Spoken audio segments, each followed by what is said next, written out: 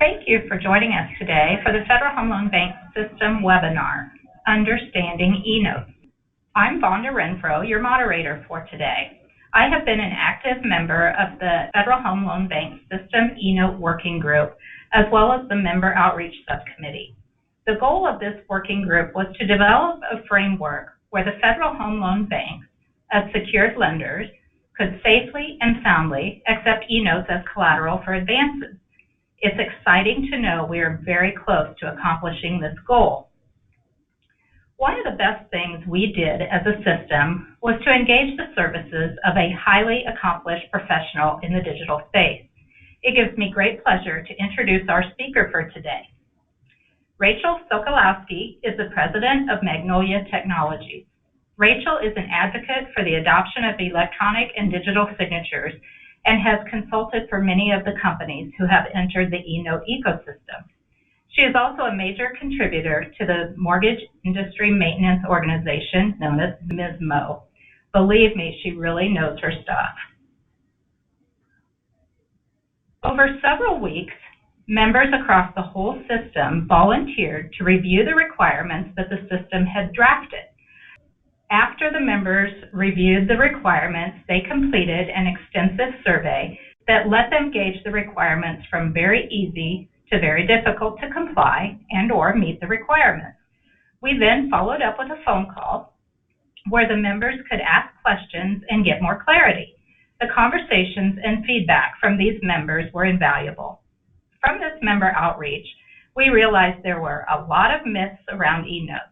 We identified common themes and frequently asked questions. We thought this information would be beneficial to a larger audience, and here we are. This agenda covers those common themes and frequently asked questions. As you can see, we are going to cover a lot of material. We have built-in pauses for questions. Please submit your questions via the chat box anytime throughout this webinar. I will ask the questions during those breaks. If you don't hear your question, it is because it will be addressed later in the webinar. The objectives we hope to accomplish are, we'd like to give you a sense of how ready your institution is to pledge eNotes as collateral. We want to give you an idea of the timeline for acceptance and implementation, also what to look for in an e-vendor, and what type of loans will be accepted by the system. Without further ado, I will turn this over to Rachael. Welcome, Rachael. Thank you, Vonda. So today we're going to talk a little bit about eNotes, electronic promissory notes, and what they are. But first, before we get into that, let's talk a little bit about signatures and what signatures are, and how when we move into the electronic world this changes. So a signature is really, a mark on a document that a person makes that's a unique identifier. And this can be, an X, it can be a squiggly signature, it could be a picture of a cat. It does not matter. It is the action of putting a mark on the document that constitutes the signature. And when a document or record is signed, all parties are operating under a set of assumptions around the transaction. That the signature binds the signer to the document, and that whatever stated is in the document is what the signer is agreeing to. That the document will not change after it has been signed, and a signature on one document will not be copied to another document. And centuries of law and convention make these assumptions valid. Now, when we move into the electronic world, there needed to be legislation that would allow for electronic signatures, that would keep some of these conventions active and would also allow the law to enforce those signatures should there be any kind of litigation around that. So there are two laws that are in effect. One is a state-based law. It's called UETA, the Uniform Electronic Transactions Act, and eSign, which is a federal law that is the Electronic Signatures and Global and National Commerce Act. And these authorize the use of electronic records and signatures in many transactions, including those involving real property. These laws were necessary because there were some state and federal laws that previously required paper documents. So even though there's two laws, and one's state-based and one's federal, it's likely that both of these laws will apply to the transaction. And one of the things that the laws address is that UCC Article 3 does not support a promissory note executed electronically.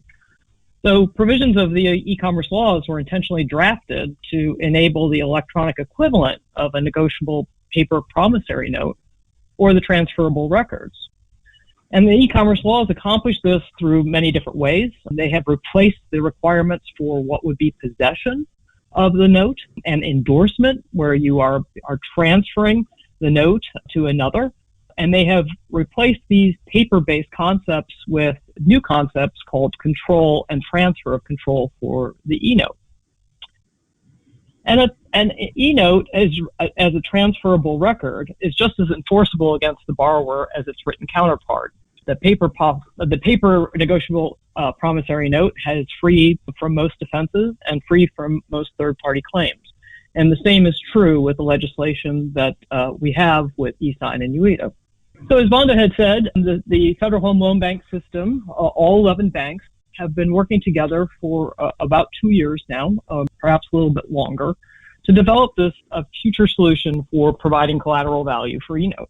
We formed this eNote team that Vonda talked about that is multidisciplinary, and that's a very important aspect of this, because when you move to an eNote or an eMortgage project, you really need to bring in different functional areas. You need support from legal, you need operational support. This involved from the bank side, the collateral review teams, member services, communications, and of course, most importantly, you need information technology input onto this. The banks recognize that eNotes provide many benefits to their member institutions and to their borrowers, and we have made, as Vonda indicated, significant progress, most importantly, developing requirements that have leveraged Fannie and Freddie's requirements so that there are consistent processes for the industry, so that when you as members are creating eNotes and perhaps are also selling to the secondary market, that there are not conflicting requirements that are out there. The eNote project team at the Federal Home Loan Banks also held discussions with MERS, which we're going to be talking about later in this webinar, regarding some updates that were necessary for secured lenders to be able to play a role where delivery is not necessarily the end result. These updates are in production today and were put in production by MERS in November of 2019. The group has also issued an RFP and are in the process of selecting a single eVault for the Federal Home Loan Bank so that the system can leverage one eVault as they move to the pledge collateral for retaining those eNotes. And another part of this, as Vonda had mentioned, is member outreach. It's a very important part of the process and has provided invaluable feedback for not only finalizing the requirements, but also for onboarding and bringing on eNotes as pledge collateral. So the very first part of the project and the first phase is focused on pledging eNotes for residential mortgages, and other loan types will follow. And also for those banks that have the mortgage purchase programs, these are currently not in scope for this effort, but it is likely that those may trail pretty quickly after that.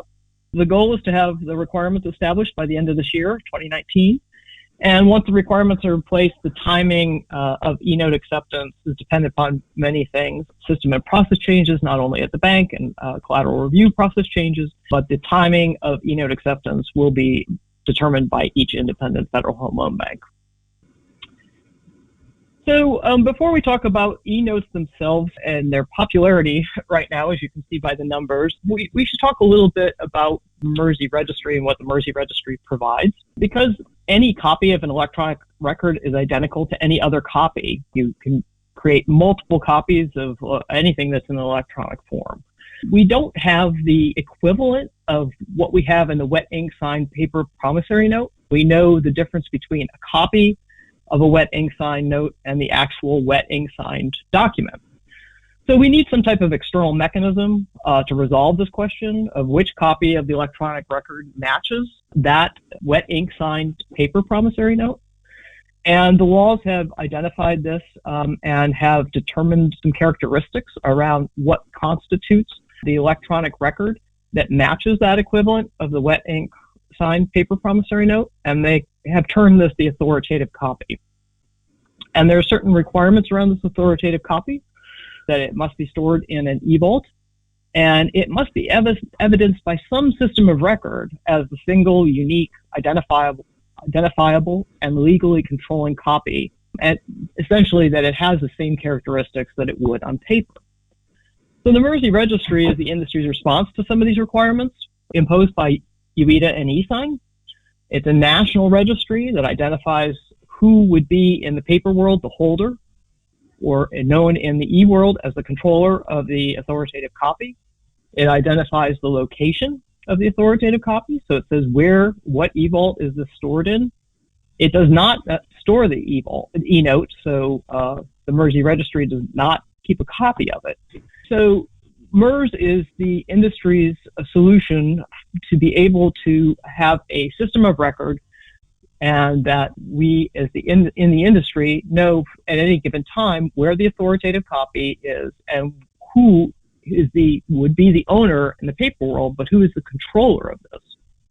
And MERS has maintained the system of record since 2004, and the banks are requiring the use of the MERS e-registry as the system of record for eNotes. So one note here is that you may know about MERS, but the MERS e-registry is different from the MERS system. The MERS system tracks, as you may know, the beneficial ownership and servicing rights for over 75% of all U.S. mortgages. The MERS e-registry is a completely separate system that is the system of record for identifying who is the controller, or who would be the holder in the paper world, and the location, who would be the custodian in the paper world of the authoritative copy of the registered eNotes. And as you can see here, we are seeing a significant increase in this year alone, in 2019, number of registrations. And although we are having a little bit of a mountaintop view, as we have some peaks and valleys here, none of the valleys have been significant. For instance, in November, we can say that there's been a decline. This could be due to the holiday that we have in November. It's not a significant decline. But the most important thing is that in the first quarter, the number of eNotes registered on the MERS registry in 2019 surpassed the number of annual registrations in 2018. So we are definitely seeing a trend that is moving in the direction of eNotes, and the volumes are speaking to that.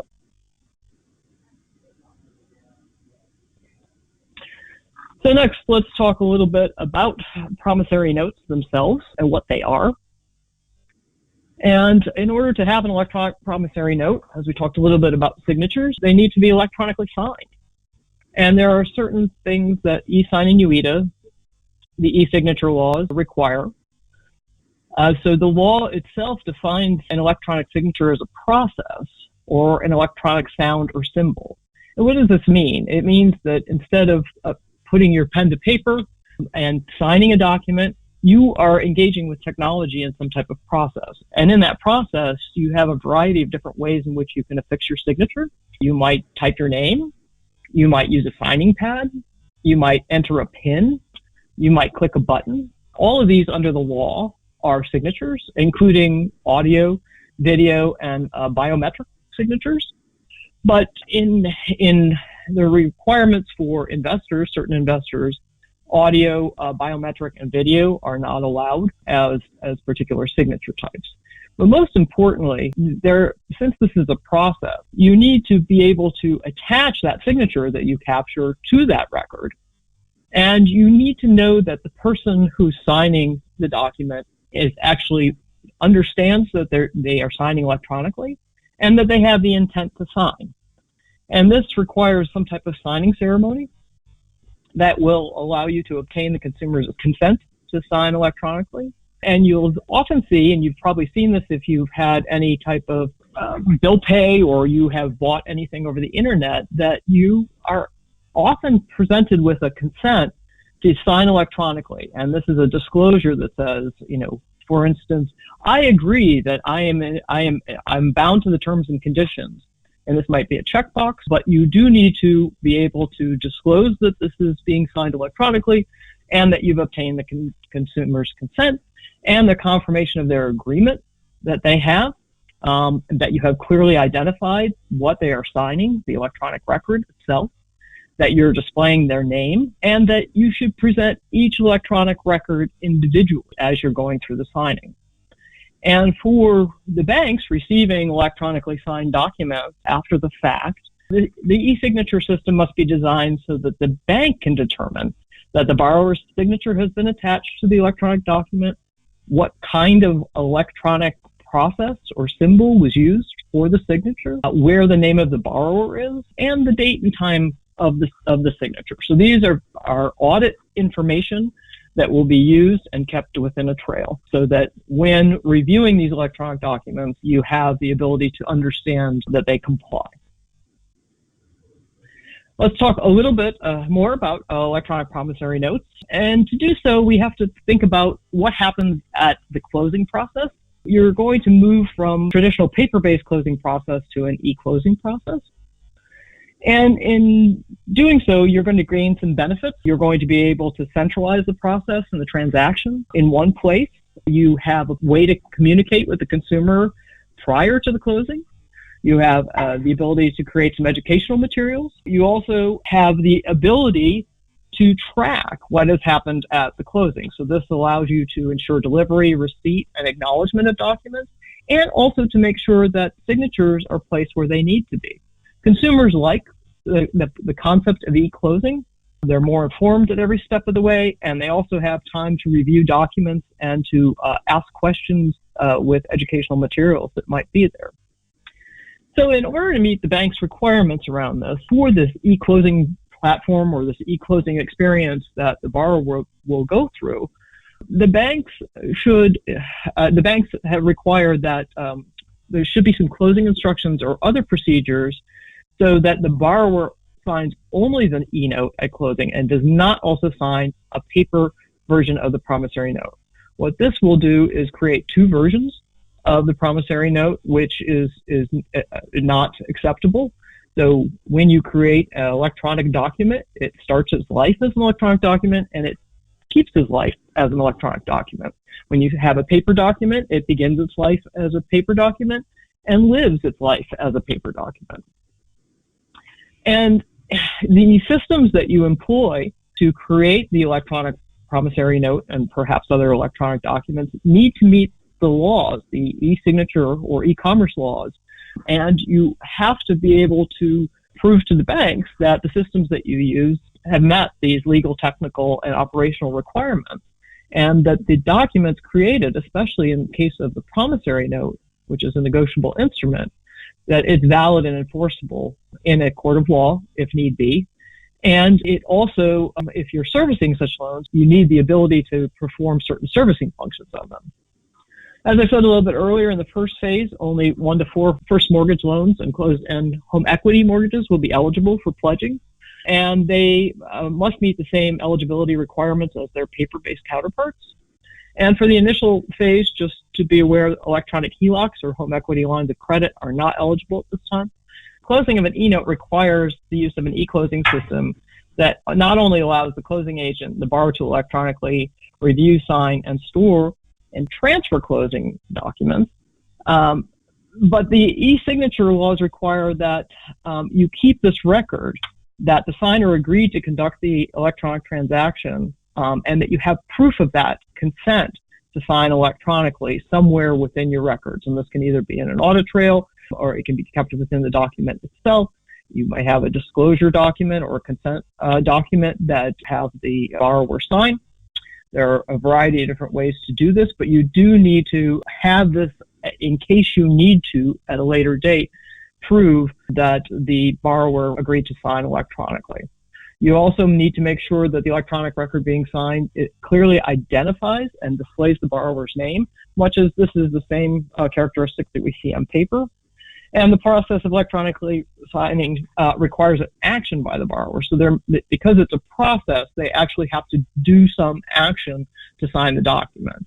So this may be as simple as signing on a signing pad, but it may also be clicking a button or adopting. There's a lot of e-signature systems where you see that you pick the type of signature that you would like to put on the document, and you adopt that as your signature, and then that's placed on the document. A best practice and requirement of the banks is that the electronic record is individually presented to the borrower for review and electronic signing. So you're not going to submit a bunch of documents for review for the borrower, and then apply one signature across all those documents. You're going to individually present each document and sign it, just as we do in the paper world. An eNote is created, executed, and transferred, and ultimately stored electronically. So note, an image version of a wet ink signed paper promissory note is not a transferable record or an eNote. The promissory note, as a negotiable instrument, is created, executed, transferred, and ultimately stored on paper. Imaging a paper document, promissory note, does not meet the criteria of the e-signature laws because you need to create it, execute it, transfer it, and ultimately store it electronically. As I said before, it lives its life as an electronic document.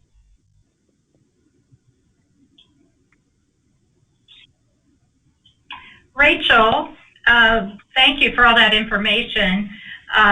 It's evident that the loan origination software plays a big part in producing a transferable record and a true eNote. So I think we have 3 questions that came in stemming around that, and I think I'll just read all 3 of them to you because I think you could probably answer all 3 in one answer.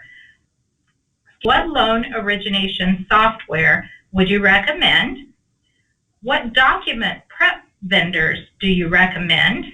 And can they be one and the same? And what vendors are other members using? Well, these are questions that I receive often. The loan origination software typically has the data that's typically then fed into a document preparation system that then creates the documents using that data pulled from the loan origination system. These 2 systems are sometimes combined, sometimes they're integrated. It really depends upon what you're using. So you have the ability to retain your loan origination software because most lenders have some type of loan origination software. The real change comes when you start to prepare the documents, and you need to prepare the documents as electronic documents, and you need to conform to some of the requirements that the banks have and that some other investors have on the secondary market. So Fannie and Freddie have created a list of vendors that have the ability to create eNotes in the correct format. These are vendors that they have reviewed. They are not endorsing these vendors. So I would recommend that you look to the Fannie and Freddie list for those vendors that have the ability to create eNotes in the correct format.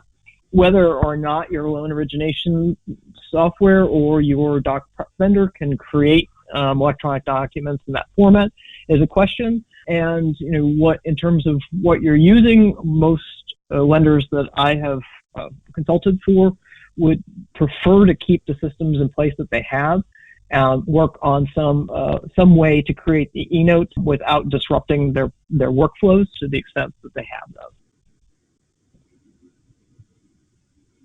Okay, we had one more question come in, and this is kind of interesting. It says, I heard what you said about not having an electronically signed copy. My philosophy is always more is better. Couldn't we go ahead and have the borrower sign a copy with ink? And that way we can decide later whether we want to, whether that should be an eNote or a paper note.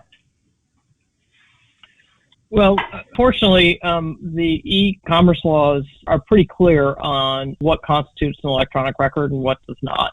And if you sign a paper copy and electronic copy and want to determine later what to do with that, that would create 2 copies of the promissory note, which then you would have a problem of which one would be enforceable.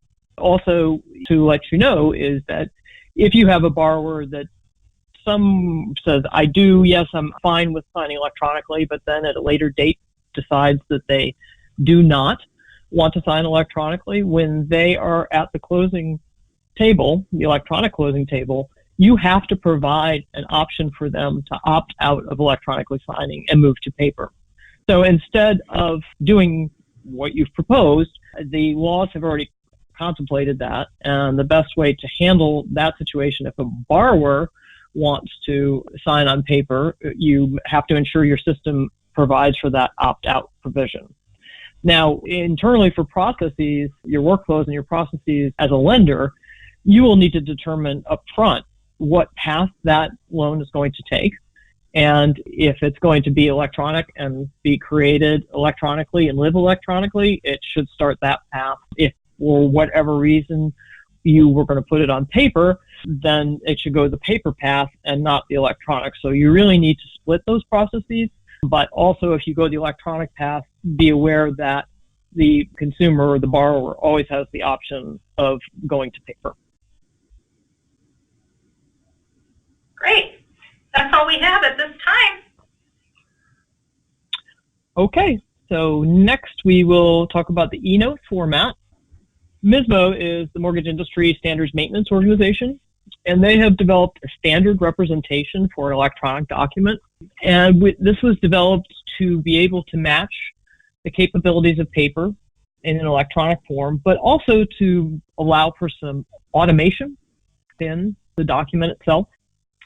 And what the Smart Document does is it is an electronic document that includes some system consumable data that can be supportive of automation in the mortgage document lifecycle later on. So it allows for locking together the data that would be in a format that a system would want to consume, such as a numeric format, and the presentation that's given to the human that's looking at the document, so that there can be variation in that, where you could spell out $100,000 in the actual human presentation of the document. But for the system, you could have this 100,000 in numeric. And it does this in a way that you can automatically validate that these two representations are the same. It also developed so that it complies with state and federal laws, mainly e-sign and UETA, that there is nothing in the specification that would cause the eNote to not be enforceable. And it is also the format that's required for delivery to Fannie and Freddie, and the banks have adopted the MISMO Smart Document format also as a requirement for residential. There is a specific version of it. It's 1.02 right now. It's also called a Category 1, meaning that it has the ability to lock together the data and the presentation of the electronic document for the human. And there are also some other items that need to be included with this. It must contain a specific clause that tells the signer that this is a transferable record. It also must say at the top that this was for electronic signature in the header. It must not contain what we have on paper, sign original only. That language is only for paper. We don't have the concept of an original in the electronic world. The footer also must have some clear identification that it's an eNote. And also there is a tamper evident signature that will allow you to maintain the integrity of the electronic document in a way in which alteration can be detected. So what do I mean by that? Well, a tamper evident signature or a tamper seal is a special case of an electronic signature, which I like to describe as a wax seal. You know, today, if I were to send you a rolled up piece of paper with a wax seal, you would be able to determine if any unauthorized access had occurred. When the wax seal is intact, you know that that rolled up piece of paper with that wax seal on it, it is the same one that I sent to you. And if the wax seal is broken, the integrity of the contents can no longer be trusted. And you also might be able to, if you look at the seal, you might see some design on it that would indicate that it had been sent from me. Well, a tamper seal is a special case of an electronic signature called a digital signature, and this tamper seal functions much like the wax seal does in the physical world. If the tamper seal is intact, the contents of the electronic document have not been compromised. If the tamper seal is broken, the contents of the electronic document may have been altered. You don't know if they were altered. You do know that the integrity of the document cannot be trusted. So the tamper seal is used to provide document integrity, detect alteration, and to identify the person, application, or system who created the tamper seal. It's a very important part of being able to trust these electronic documents. And the tamper seal should be applied as soon as possible after closing so that there's not a long window where the eNote is at risk. And it can be applied by either a system or an individual. And also, a date and timestamp is required. Great. We have one question come in this time. It says, does acceptance of eNotes depend on the different counties' recorders? Acceptance of eNotes does not depend upon county recording. The eNotes are not recorded in the public land records. The only time we worry about different county recorders and some of their requirements are when we are looking at electronic security instruments, which would be the deed, the mortgage, or the deed of trust, which are recorded in the public land records. There is no need for eNotes to be concerned with electronic recording.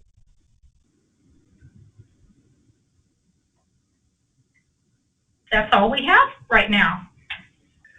So next we're going to talk about specific bank eNote requirements that we have. One of the things I touched upon are audit trails and system logs. The best practice and requirement of the banks is that electronic records must be stored in a manner that ensures the records will be later admissible in federal or state court. And one of the most powerful ways in which this can make sure that these eNotes are enforceable is the audit trail and or system logs. And for the bank's perspective, for collateral review, they must be readily available to the banks, and they should contain the borrower's name and their proof of identity, as we talked about with the e-signature laws, that they consented to sign the document electronically, and some type of evidence of how the borrower executed his or her signature, as we talked about the date and timestamp of the e-signature. These are all very much best practices through e-signing and e-closing systems that you will find as you look at different vendors. The other item that is the human readable view of the eNote must not contain any sensitive personal and identifying information, such as a social security number. Many of these requirements are what you would still find on paper. So when we move on to the act of closing a mortgage loan electronically, as we talked about, this is where we are using an e-closing system. But in addition to using an e-closing system, we're also needing to store these documents somewhere. We're going to store them in an e-vault.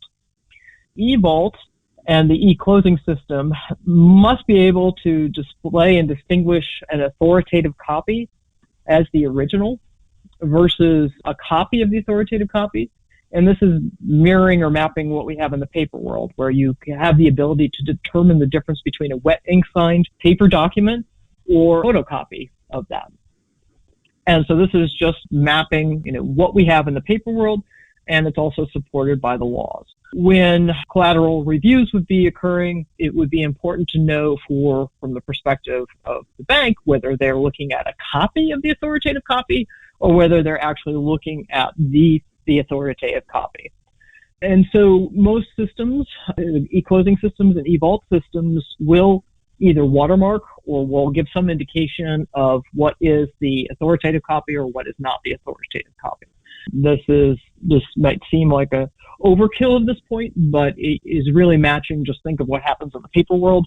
That you have the ability to understand the difference between what is the wet ink signed version and what is the photocopy.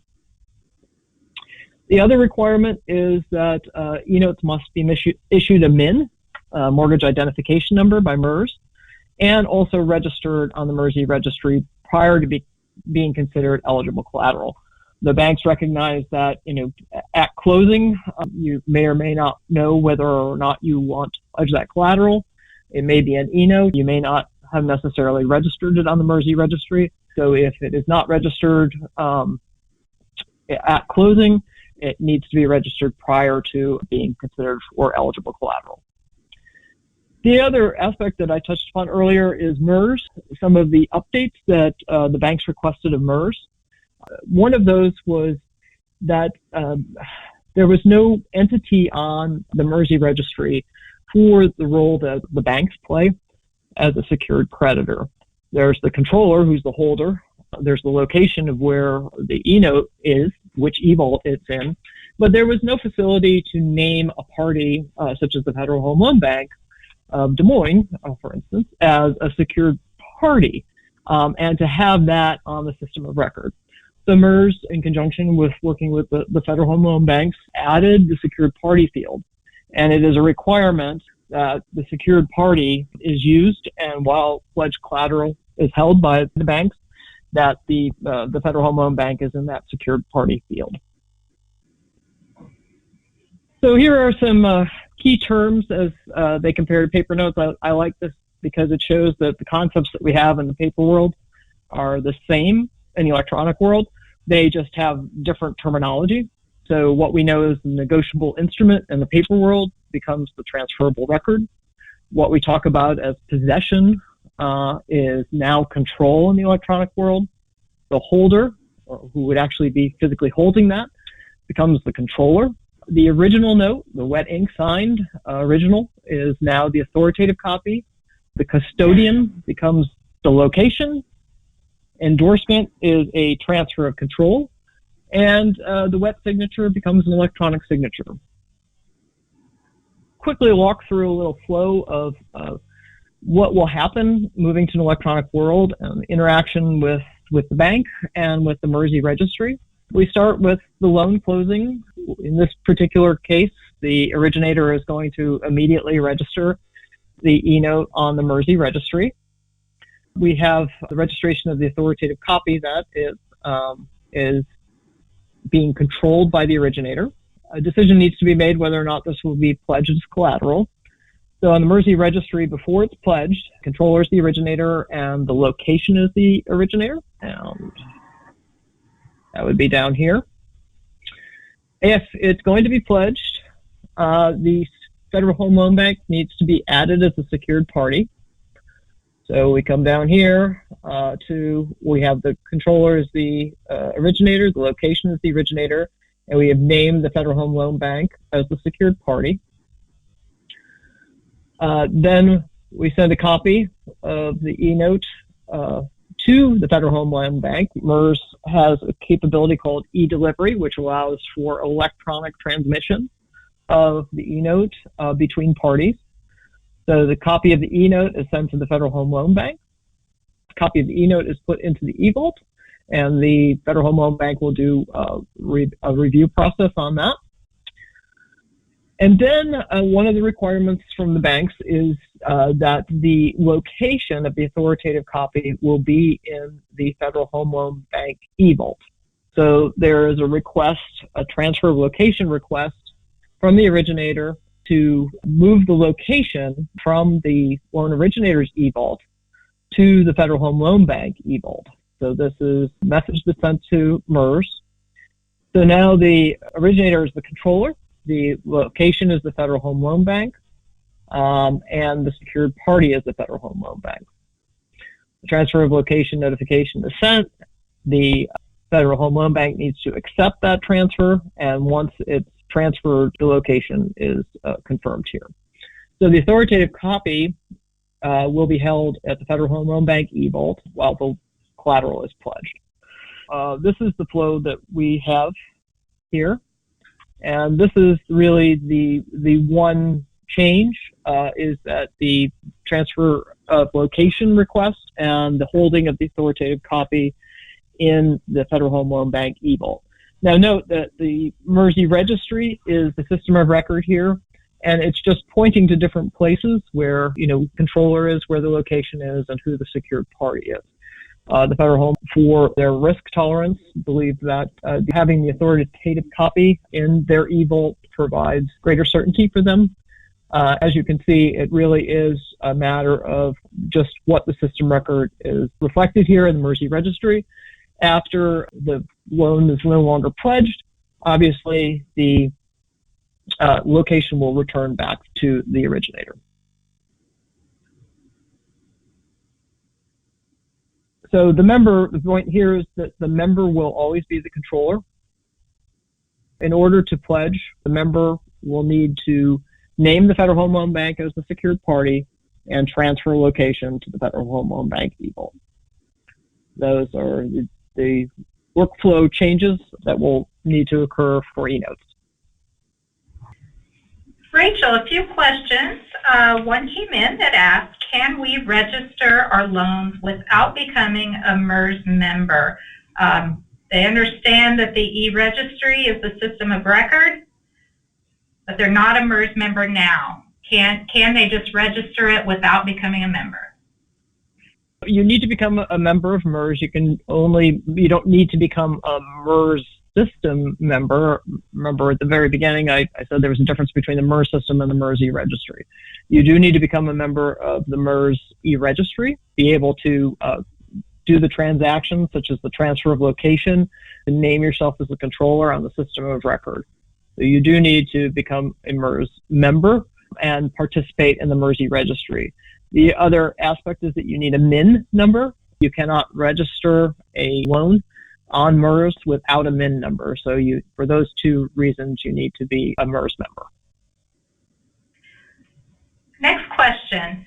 That flow you just showed looked really busy. How fast does all that take place? It would take place faster than it took for me to describe it. We're talking about technology and systems, and this happens very quickly. So it's a matter of sending a message to MERS and MERS responding. The transfer of location does take a little bit longer in that you send a request to transfer location to the Federal Home Loan Bank. The Federal Home Loan Bank has to accept that. There's a certain window. There's an action effective date that they must respond by to accept that transfer of location. Assuming that that date is accepted, once the date passes, then the transfer occurs. So there's a little bit more of a delay for transfers. For registration, it's within seconds of sending the message to MERS. And here's one more question. Today, we do not deliver our paper loans to FHLB. Why do we need to transfer the authoritative copy to FHLB's eVault? This is one of the differences between the electronic process and the paper process. In the paper world, holding the note gives you the ability to enforce the note. The e-world, there's a separation between that holding of the e-note and who would be the owner of the e-note. And that's where we have the controller and we have the location. So they're two separate concepts. They're not combined into one as we have in paper. So the originator, just go back here. So the originator is still the controller. So in the electronic world, the originator is still what would be considered the holder in due course.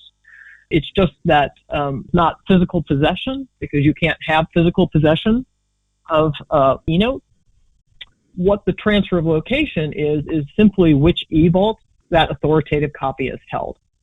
So it's not really necessarily a matter of making this more complicated. It's a matter of what is on the system of record. On the system of record at MERS, it's simply saying that the authoritative copy is held in the Federal Home Loan Bank eVault. And it's a matter of sending a transfer of location request back to the MERS e-registry to have that sent back to the originator or to the member as need be. The banks, as I said, in order for their ability to accept the risk around having an eNote as pledge collateral, should there be any issue having the authoritative copy, the bank's greater confidence in terms of their ability to enforce should they need to at a later date. Great. There's one more that came in. It says, I think I heard you say that we can add the secured party at a later date and not at closing. Is that correct? That's correct. The secured party can be named at any point in the process. And also can be removed as when collateral is depledged. Okay, Rachel, that's all the questions we have at this time. All right. We have one last section here on eVaults. We've talked a little bit about eVaults. We have some requirements around them. An eVault really is a secure storage solution for managing eNotes, and they're designed to meet the requirements of the industry, and as well, they've been designed to conform with the e-signature and other laws that are in effect.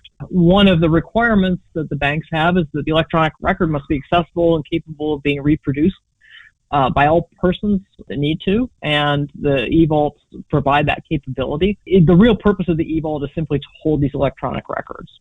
It has to have the ability to identify the authoritative copy and copies of the authoritative copy.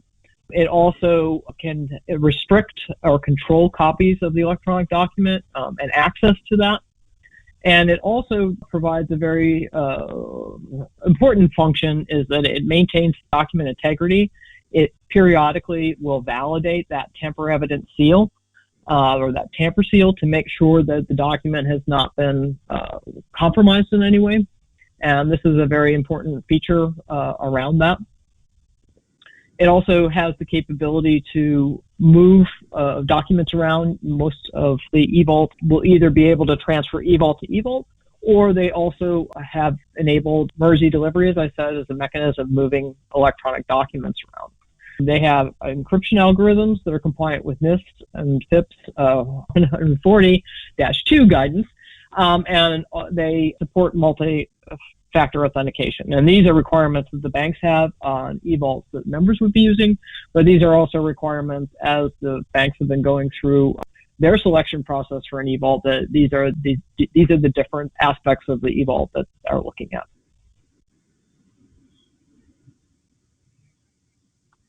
I just wanted to bring a little point around servicing. Because we're dealing with an eNote, when you need to report change in status, such as a payoff or a charge-off on a loan, these need to be reported to the MERSI registry. Anyone that's servicing an eNote must have the ability to interact with the MERSI registry and have the ability to note that there have been either changes to that. The servicer needs to identify any of the eNotes that are pledged to the bank while they're servicing those eNotes.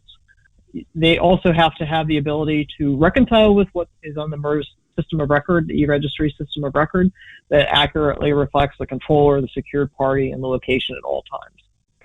If, for whatever reason, there is a provision on the MERSI registry that allows for, and this is also true in the e-commerce laws, that you can convert a transferable record to paper.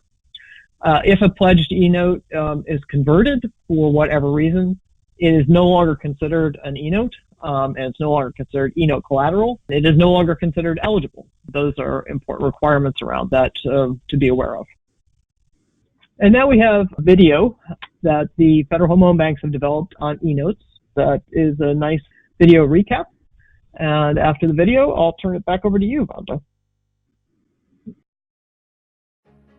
Welcome to the overview of eNotes provided by the Federal Home Loan Bank system. Currently, when you pledge collateral to an FHL bank, you pledge notes with the original paper-wet signature to the FHL bank. An eNote, most simply, is a promissory note that is created, signed, and stored according to the standards for a transferable record under the Electronic Signatures in Global and National Commerce Act, known as eSign, and the Uniform Electronic Transactions Act, which we will refer to as UETA. It is important that an eNote meets the definition of a transferable record because it provides a higher degree of legal certainty for all involved should the eNote be transferred in a sale or pledged as collateral than a non-transferable record. As secured lenders, FHL banks require a high degree of legal certainty when it comes to collateral that we lend against. To be considered a transferable record equivalent to a paper-wet signature note, an eNote must follow certain guidelines. An eNote must have the same terms and conditions as a paper promissory note would under the Uniform Commercial Code. The eNote must be electronically signed using an electronic symbol or process logically associated with the eNote, holographic or electronic signature, and the eNote must reliably establish the identity of the person who has the authority to control or transfer the eNote. Control of an eNote is established if the eNote is created, stored, and assigned so that a single authoritative copy of the note exists. eNotes are stored in an eVault. An eVault is an electronic storage location for an eNote similar to a custodian in the paper world, but with an electronic archive that stores the eNote rather than a physical vault holding a paper note. An eVault is an important piece in establishing control of an eNote. Additionally, the authoritative copy of the eNote must meet several guidelines. It must be unique, identifiable, and generally unable to be altered. It identifies the person with control of the note as the person to whom the transferable record was issued, or, if the eNote has already been transferred, it lists the most recent transferee as the one who controls the eNote. An e-registry is often used to identify the person asserting control over the eNote. An e-registry is the system of record that identifies who is in control of an eNote and where the authoritative copy of the eNote is stored, usually the person asserting control's eVault. The note is maintained by the person with control or its designated custodian. The note may not be copied or revised to add or change an identified assignee without the consent of the person asserting control. The note can't be duplicated, or any duplicate copies authorized by the controller must be readily identifiable as a copy. Revisions must be readily identified as authorized or unauthorized. Now that we have defined what an eNote is, let's talk about what it isn't. There are several situations where you might have an electronic note that does not qualify as an eNote as we've defined it. A note signed electronically where the borrower or issuer did not agree upfront for the note to be a transferable record. An electronically signed note without a single authoritative copy. In other words, copies that are not easily differentiated from the original. An electronically signed note that is not stored in an eVault or similar technology. An electronically signed note that is not listed on an e-registry or identified by a similar technology. An electronically signed note that is not a smart doc or equivalent similar technology. And finally, a scanned copy of a paper note is not an eNote. Smart Doc is a technology created by Fannie Mae and Freddie Mac in conjunction with the Mortgage Industry Standards Maintenance Organization. The technology meets the UETA and e-sign transferable record requirements and is used by most eNote vendors. If you are not using Smart Doc technology or a similar technology specifically designed to meet the standards outlined in this video, then your electronic note would not be considered an eNote. Thank you for taking the time to watch this video. That video was a fantastic recap of what we talked about today. We have a couple more questions that came in, if you don't mind addressing those. If we work with nationally known vendors, can we assume that the technical encryption requirements are met? Yes, if you work with vendors, as I mentioned earlier, Fannie and Freddie publish a list of systems that they have reviewed, have requirements on encryption that are, if not identical, very similar to the bank's encryption requirements. Those vendors that are on those lists would meet the encryption requirements.